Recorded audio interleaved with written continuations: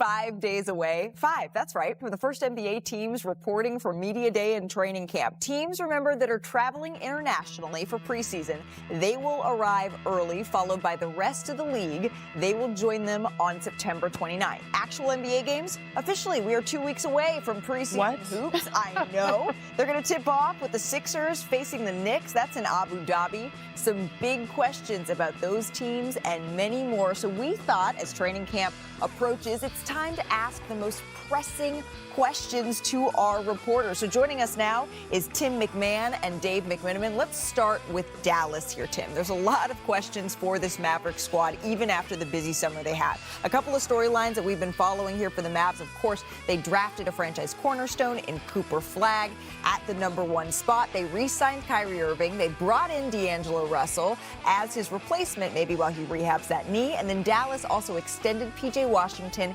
and Daniel Gafford.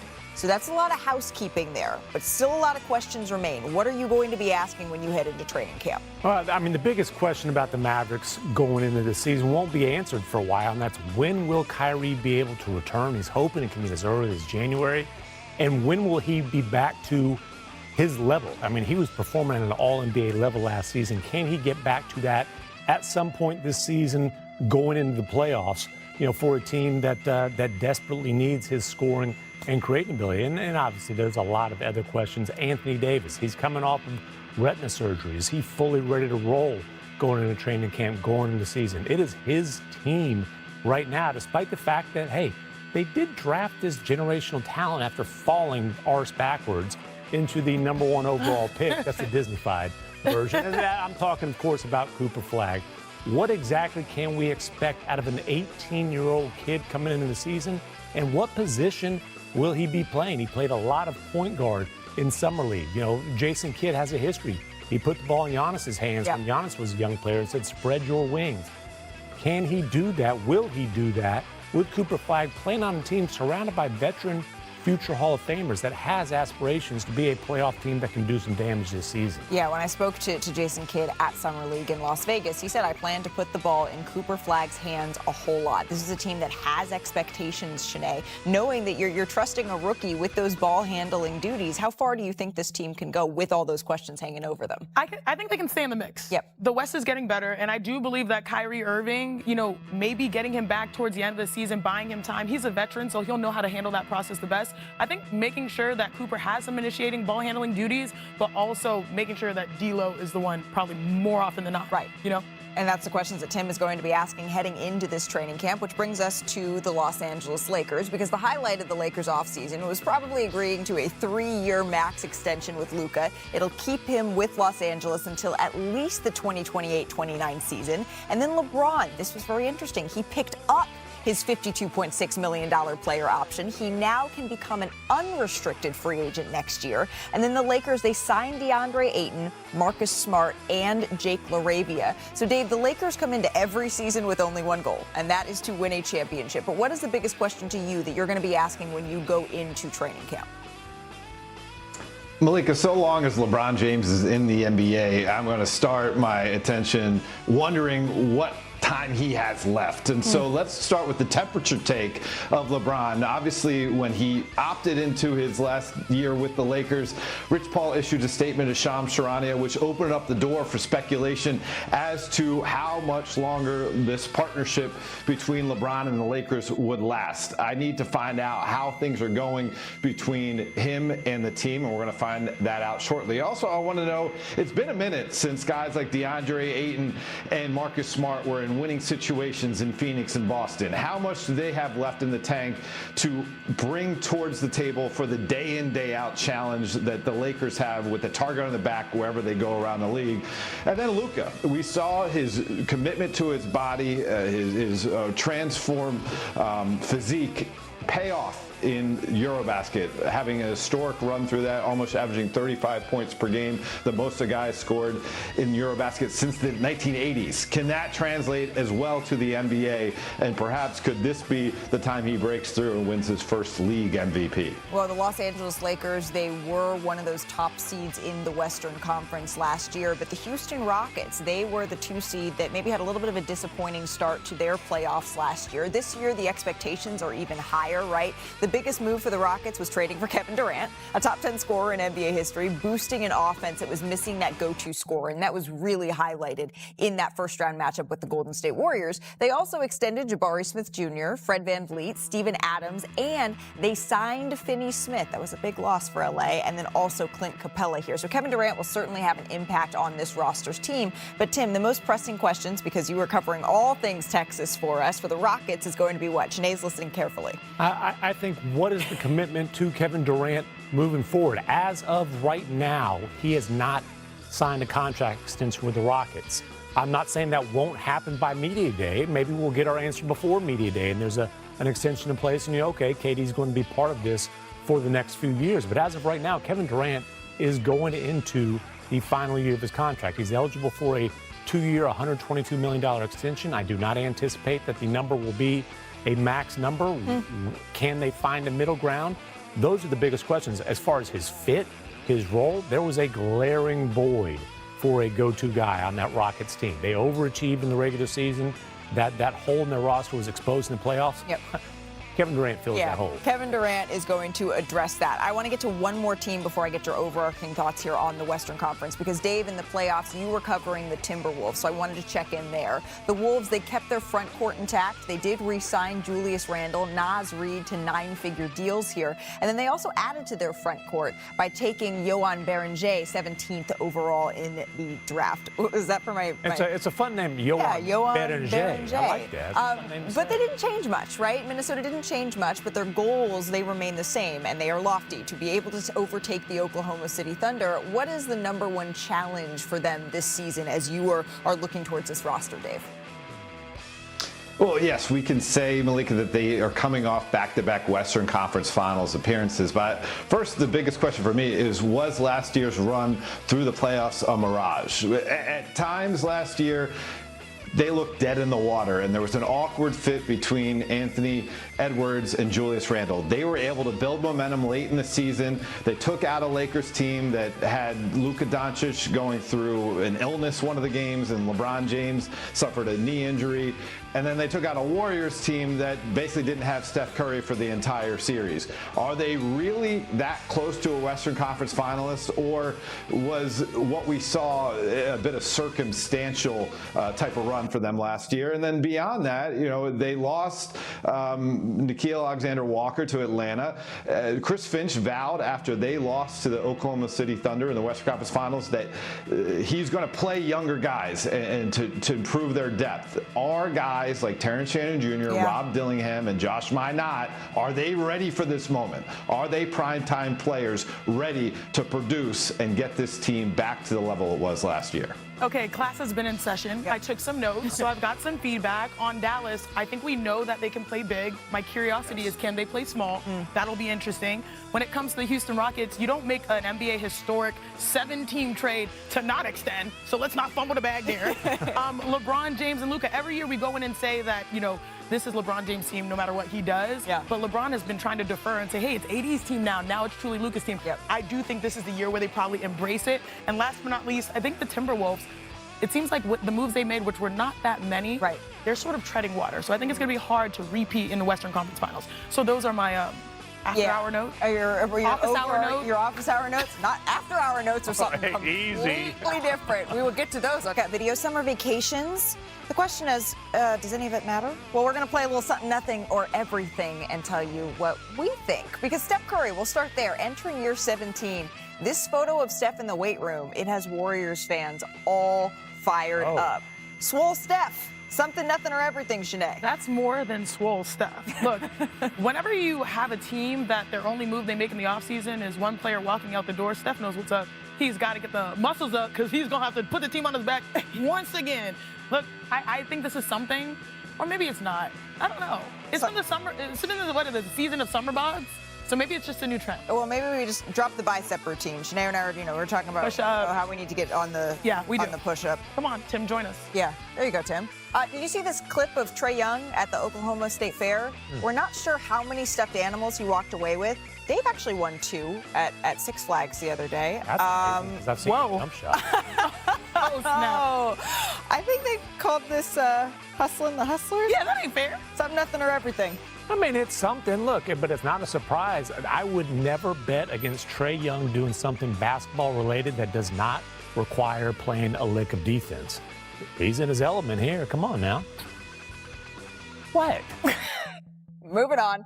SNY's Ian Begley reports that the Knicks, they're discussing whether or not to retire Carmelo Anthony's jersey, but the decision will, quote, ultimately be made by owner James Dolan. So, Dave, would Melo, go Cuse, getting his number 7 retired in Madison Square Garden? Would that be something, nothing, or everything?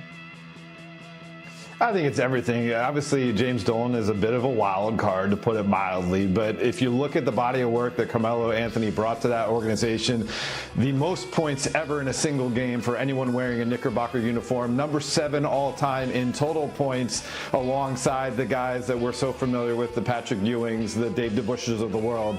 Everything put his number 7 up in the Raptors. I expected more energy from you, Dave, on that one. He used the government name, Knickerbocker. Yeah, right. Tyrese Halliburton's shot from Game 1 of the East Finals to force overtime. It will be remembered forever. I mean, ask Knicks superfan Spike Lee. The pair, they were together on the Old Man and the Three podcast, and Spike, he explained why that shot has affected his personal life. Take a look. To this day, people come up to Reggie and I and say that we hate each other. How many years ago was that? Well, 30? A long time. Yeah. Even today, me and Reggie squashed that. It's been squashed. But you brought the back. We had that thing squashed, man, and it was dead, and you brought it alive. Gotta love Spike there. Knicks Pacers, one of the best rivalries it has been, especially last season. I'm bummed we're not going to be able to see it at full health, full fruition this year. But before we take a look at Tyrese Halliburton back on the floor, is there another rivalry, Dave, that you think is the best in the NBA right now? Because that one could be it again when they're back and healthy. Oh, we started this segment talking about the new physique of Steph Curry.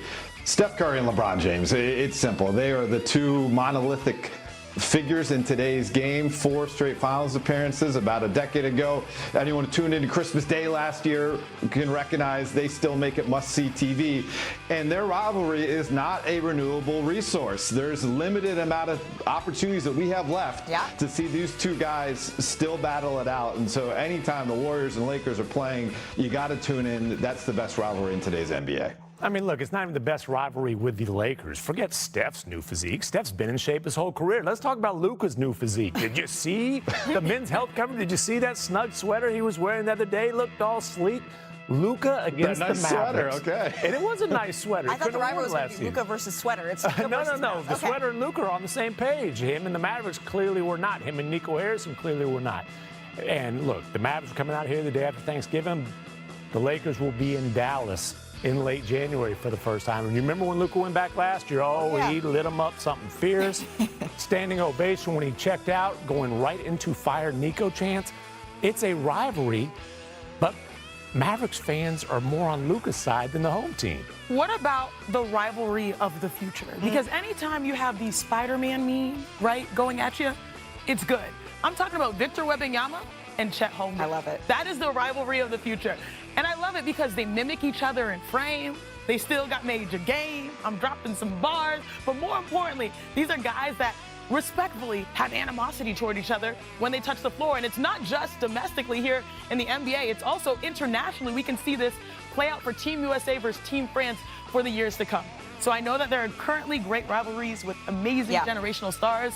But the next ones are lined up, and I'm excited to see what they do. Yeah, the rivalries are in good hands with these two because in all of the friendly at times of the NBA right now, having a little bit of good old-fashioned smoke and competition between those two young stars tenure. And he joins us right here on NBA Today. Baxter, really, you detail in your story that this isn't the first time that the league has had questions about Kawhi Leonard, about his health, about his business dealings.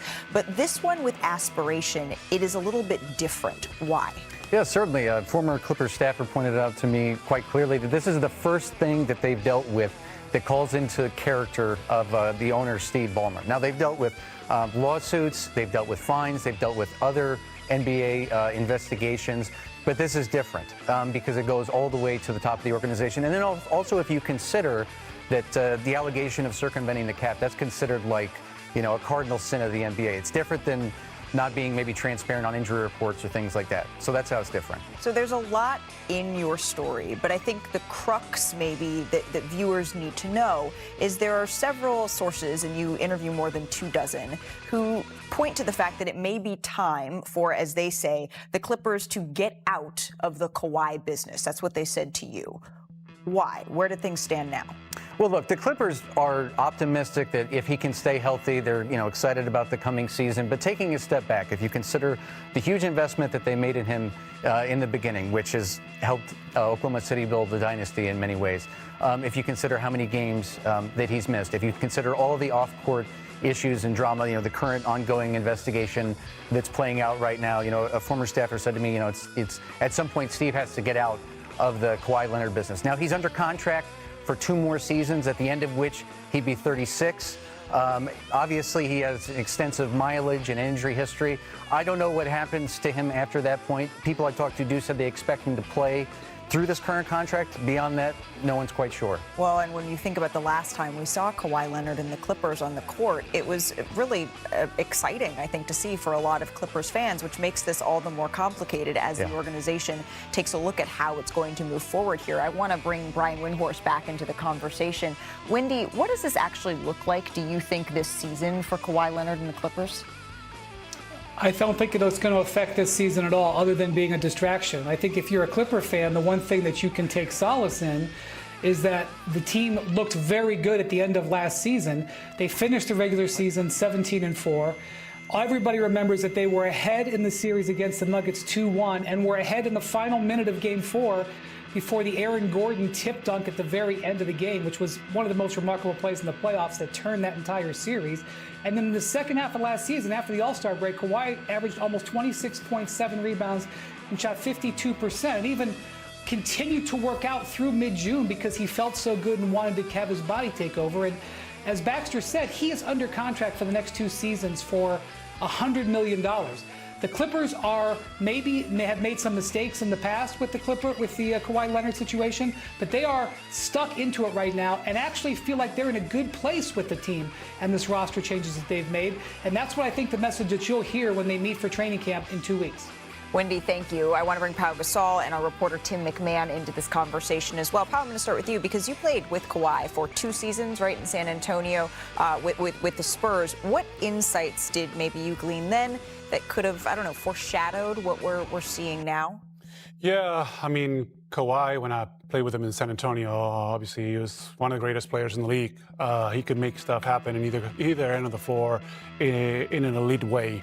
And that's, then the way he exited San Antonio was quite not ideal, and it created some issues, also around our season at the time. But apparently there were some differences that couldn't be solved, and he kind of, got his way out. Luckily for my brother and the Raptors, they benefited from that, you know, and they won a championship, and they were very happy about that. And I'm always obviously happy and I'm rooting for success. Here, the Clippers took a big gamble. It didn't quite pan out as they planned. I think when you look back, and I think you mentioned it on the article, a lot of GMs at the time, when he was a free agent, they would have gone all in also for Kawhi. And bringing Paul George at the time, who was also one of the top players in the league. So, it just didn't work out. Now they have to deal with reality and what's here, what's in front of them, and looking at what's best for the franchise going forward, whether it's, and at some point relationships end, in terms end. So Kawhi will be, just like any other player, will be moving on, and the Clippers have to deal with what's best for them, and they should be optimistic and positive going into a season. If you're not, you're already kind of fish dead in the water, right? Yeah. So that's it. I think it's an important point that you made, though, that the Baxter outlined when you said that general managers around the league sort of note that at the time, particularly in the situation that the Clippers were in, where they were sort of trying to come out of this Donald Sterling era, it's a move that most teams would have made to get a player like Kawhi Leonard. All of this kind of brings the question, Tim, of, okay, what happens next? What challenges will the Clippers face as they try to settle all of this and perhaps even move on, if that is what comes to fruition? Oh, yeah, and look, the Clippers sold their soul to open up a championship window, right? And hey, Don't blame them at all for doing that, for bringing in the reigning Finals MVP and a guy in Paul George who was a first-team All-NBA player at the time. Obviously, the price was steep. It ended up being steeper than anybody could imagine, but they still haven't paid off that credit card bill. You're talking about pivoting from Kawhi Leonard. You're not done paying, right? And you're not done paying for the James Harden trade either, which is, again, trying to capitalize on having Kawhi as a part-time superstar, as a guy who plays 42% of the games, as a guy who's finished only 2 of 6 postseason since he's been in a Clippers uniform. They are out their draft capital in the first round, either outright or via swaps in 26, 27, 28, 29. We'll see what happens at the conclusion of this NBA investigation. But you're talking about pivoting when you're still digging out of pain. Yeah. I think the legacy of Kawhi in many ways, look, it was a huge gamble, obviously. And initially, after the elation of landing him and thinking about championship aspirations, there was also the fear of losing him because they knew what happened in San Antonio. NBA teams can be afraid of their superstars, and they knew how much of an investment it was. And I think the elements of fear and secrecy, giving way to heartbreak about his injuries, and then looking at Oklahoma City and knowing what they have there, it's a combination of a lot of emotions and what has been so far a failure. Right. Well, because when you connect the dots, there are some ways in which you can say that these moves have directly led to a championship for Oklahoma City and perhaps one of the best chances we've seen at a dynasty since the Golden State Warriors. Again, this is complicated. There's a lot there. I encourage you all after the show to go check out Baxter's article. It's up right now on ESPN.com and get the... There could be today. Absolutely. Was there a game or maybe a matchup looking back on this season that you think exemplifies or defines your Defensive Player of the Year case, what a defensive player should be? I don't think I can really pinpoint just one game. I think just throughout the season, just as a whole, from top to bottom with the Aces, like how we just climbed the ladder up, and it really started on the defensive end. So I don't think necessarily it was just one game. I mean, everyone's just fascinated with the blocks, but it's so much more than that. The timing of it, just being on the string with my teammates, goes a long way. So I'm appreciative of this award. I agree on the blocks piece of it. You know, some people are like, you know what, her blocks are as exciting as dunks. I absolutely agree. It's like a volleyball swat when you send them into the stands. You get them out of there. But this is a really unique award, especially this year, because you're co-Defensive Player of the Year along with Minnesota's Alana Smith. What do you admire maybe about her defensive prowess? Ooh, I would just have to say maybe just her versatility. I think she's someone that her length is kind of like, it kind of sneaks up on you here and there. So I think it's something that could really struggle when you're attacking the rim or just anything, just understanding her wingspan maybe kind of could be a little deceiving in a sense. So I think that is probably the biggest thing that I'm like, oh yeah, she kind of got that. High praise right there. As we mentioned earlier, this is your 3rd Defensive Player of the Year award. It puts you right up there with the all-time greats. You're also in the discussion for MVP, still in the hunt in these playoffs. How does the little girl from South Carolina square where you are now, all of those awards, with what you were hoping towards for your career? Man, that little girl is from South Carolina is just probably beaming with so much joy because, I get to do what I love every single night, and I love that for sure. And if I could keep climbing this ladder and be in the name of the greats, you kind of, all that hard work that you put in, it kind of pays off. So I'm truly blessed. And also, Coach Staley always talked about my defense, so now it's not a fluke if you have a couple underneath your belt. So I'm proud about that one. See, this one, at this point, this is a trend, this is a habit, this is the truth, and this is the definition of A'ja Wilson, right? You have a huge game tonight. Before we get to that, last question on Defensive Player of the Year. You guys may end up facing off at some point, so do you shoot Alana a text and say congratulations? How do you react when you're named co-Defensive Players of the Year?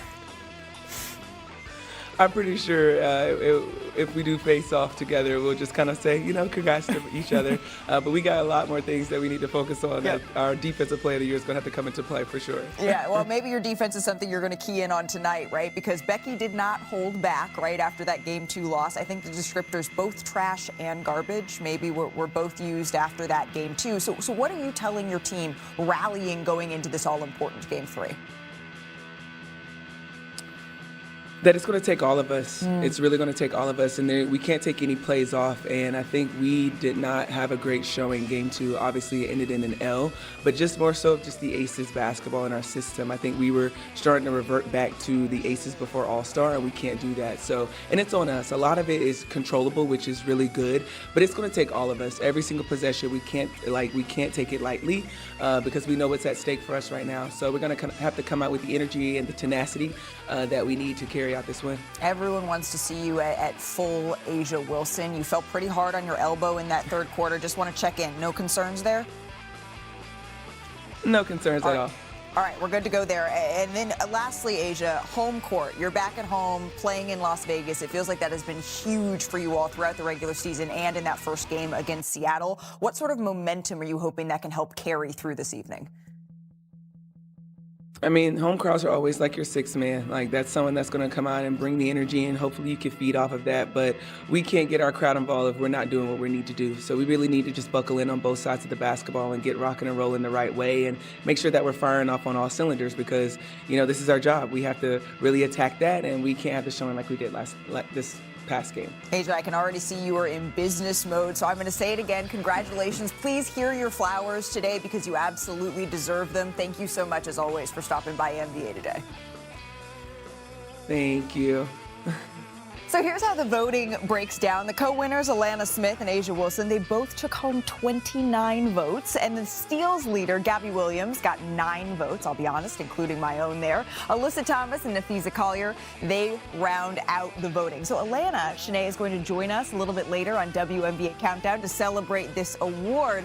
But for those not familiar with her game, can you show us a little bit? Because she is no slouch on the defensive end, clearly. First of all, congrats to both of these ladies for winning Co-Defensive Player of the Year. Now, for Alana Smith, I'm happy for her today, not just because she's a member of Nerd Nation and went to Stanford University, but she was also the best defender on the best team defense this year in the WNBA. So run me my tape. Produce a lid, baby, as we take it to the floor. She is an elite help side defender. You'll see it right here. She's guarding someone else, but instead she sees that Shakira Austin has 2 feet in the paint. She's going to come and help.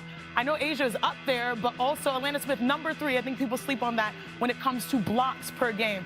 And again, in most circumstances, this right here, Marine Johannes, she's super quick. This is a layup. She plays help side defense from the opposite side. Now she gets crossed over because that's what Marine does, but she stays active on the play and gets another block. And Asia even celebrated her versatility on plays like this because typically in the WNBA you switch. When you have a big that can switch, that helps you a lot. You don't want to do drop coverage. You don't want to do ice. You want to be able to be out there on shooters like Sabrina Ionescu. And instead she's able to slow her down, which is key, especially when you're making a playoff run. How good is she at defense? Look at this. Nearly 37%. That's what opponents are shooting against Alana Smith. Yep. Best defender on the best defense. It's a day where we get to give flowers to 2 ladies. I'm always here for that. Yeah, see, more is better. But we know that Alana Smith and the Lynx, they could have all they could handle looking ahead to this game. They did when they were looking to close out the Valkyries in the Bay. Clearly, Shanae and I might need a little bit of a nap here. So show you it was a long night. It was a long night. Please roll the highlight, Director Matt, if we could here.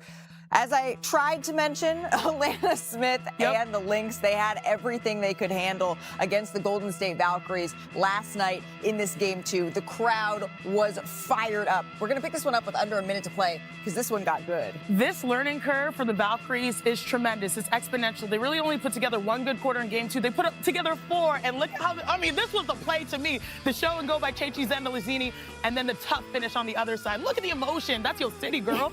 Going ahead here to the fourth quarter. This is where things got good. 3.5 minutes left. Somehow the Lynx, here they come, down 4. Natisha Heidemann kicks it out to Dejanay Carrington in the corner. Carrington knocks down. You have to give credit to the Minnesota Lynx. I know we're going to talk about how tremendous of a season it was for Golden State, but Minnesota answered with every bucket that mattered down the stretch. Look out. Here comes K-Mac driving through, lays it in. Lynx up 1. Under 2 minutes to go here. Lobs it up. Mo Billings' game, she brought so much energy. That's what we know from her. 15 points for Monique Billings. Next possession here for the Lynx. Collier. This would be called. She doesn't flinch. She does not flinch. No, her fundamentals so sound. Look at the difference. Game and shot clock here. I was so shocked here that Minnesota did not get a shot clock. shot off. It's wild. This is what the team is known to do, execute. Heck of a stop there for the young Valkyries team. Got a good look. Oh, that's your spot. Just couldn't quite get it to fall here. So the Lynx hold on to get the win 75-74. What a game. Here's Natalie Nakase afterwards on Valhalla. So proud. That's the first thing I said. Number one, I said, get your heads up. I said, get your heads up or down. And I said, I want everyone's eye contact. I want to feel every single person right now. And I want your emotions, I want your heart, I want everything. And everyone looked up, and I just told them how proud I was. To have that place rocking tonight, to have that Valhalla mentality, to be able to go toe-and-toe, obviously, to the number one team. I was so proud. What a year it's been for the Valkyries, right? They became the first WNBA expansion franchise to make the playoffs in their inaugural season. And we know that there are 5 more expansion teams coming to the W in the next couple of years. They can learn a lot from the Bay Area squad. Can you help us just sum up how we should remember this season? The Golden State Valkyries are the benchmark for the future of not just the WNBA, but the future of women's sport. They did it right. They did it right. First, they nailed Coach of the Year, and also they nailed their president. Shout out to Jess Smith. But they nailed the Coach of the Year in Natalie Nakase, who brought the right fervor and intensity and credibility. And then they brought the team together. You have the most improved player in Veronica Burton. You have a number of veterans that maybe were, stars in their roles on other teams, but now they created a collection that made history. Their first ever playoff appearance out of an expansion team. And then we're seeing the fans. 18,000 plus. Set a WNBA attendance record. And also, they're where the money resides. The business is on point, especially in Valhalla, the Chase Center. From top to bottom, this has been a superb, stellar year, and it really shows you. I would use them as the blueprint for the future of women's sports, because if you take this model, if you build it, they will come, and they were a shining example. And that's why I love what Natalie Nakase said there. Looked at every single one of her players and said, hold your head history. That sets up a winner-take-all Game 3 that'll be tomorrow back in Phoenix. So let's bring in our Hall of Famer, Holly Rowe, who was on the sidelines for this game. I feel like we were just chatting, Holly, but let's do it again, because being up close, what did you notice about Breanna Stewart's movement and maybe the confidence or lack thereof she had with that knee brace on? Breanna Stewart was definitely restricted in her ability to move. She started out the game very well. She looked good on the early possessions, and then Phoenix, as Shanae just said, kept putting her in action. She was short on some of her shots, and as you can tell, she definitely was not the Breanna Stewart we're used to. Where I noticed it the most was on the defensive end. This is a Liberty team that said in their Game 1 win in Phoenix, it was the most connected defense they had played in over a month. And they just didn't look connected because they're all assuming that Breanna Stewart is behind them and can clean up everything like she normally does. She's usually a rover for them defensively, getting to the angles, disrupting everything behind the ball pressure. And she just wasn't able to do exactly that. So this is a team that's going to have to rework what they're doing defensively based on how Breanna Stewart can move. I did check in with some of the team personnel. They are en route to Phoenix right now, and they said Breanna is walking well, but she is presumably going to be sore from extending that energy last night. We'll see if she's able to go Friday and just how effective she can be. But I think this has to be a collective mind shift with what they can do. If Stewie's not Stewie, right, just 6 points, how do we rally behind her and have to move differently defensively? But more than that, the big 3 has to show up in this way. I cannot ever remember a game, and I reached out to New York's PR team to see if this was true, where both Jonquel Jones, Sabrina Ionescu, and Breanna Stewart all scored in single figures. Jonquel Jones just 7 points. Sabrina Ionescu just 9 points. This is very out of character for this team. Stewie, we can understand, but the others in this lineup, we do not understand this low scoring output. Credit Phoenix's defense, but I do think that this is a team that will have their back against the wall, and they have to respond. In my mind, particularly Jonquel Jones and Sabrina Ionescu, their sense of urgency and their ability to finish has to be much greater. And they're going to have to, and they're going to have to respond on the road now, going back to Phoenix, who has a chance to close this out at home. You mentioned the Liberty and needing to have a little bit more urgency, change their defensive plan here. But what stood out to you about the Mercury's defense last night that they can then bring home to try to close this thing out? I thought the Mercury's defense was stifling. This is a team that has been physical. I think their DNA is to be physical. Anytime you have a defense that starts with Alyssa Thomas, it is going to be very physical. And I thought that they were suffocating especially at the point of attack. Against Sabrina Ionescu, they made every finish around the rim difficult for Jonquel Jones. And I think that is going to be the key. Whose ever defense steps up the greatest, I expect this to be a real physical battle, but whose defense can be suffocating is going to win game 3. And so far, Phoenix showed that they have that mentality right now. I thought Satou Sabally was terrific. She used her length defensively, and Alyssa Thomas set the tone. And Kalia Copper, remember, she had gotten into foul trouble in game 1 in Phoenix, 3 fouls in the second quarter.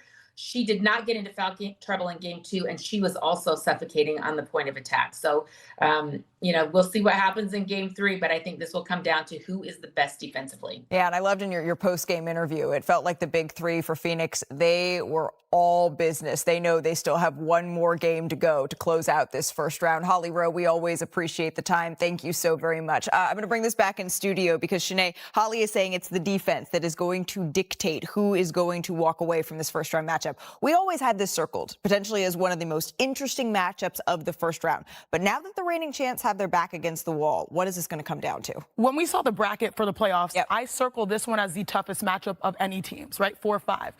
The playoffs is chess, not checkers.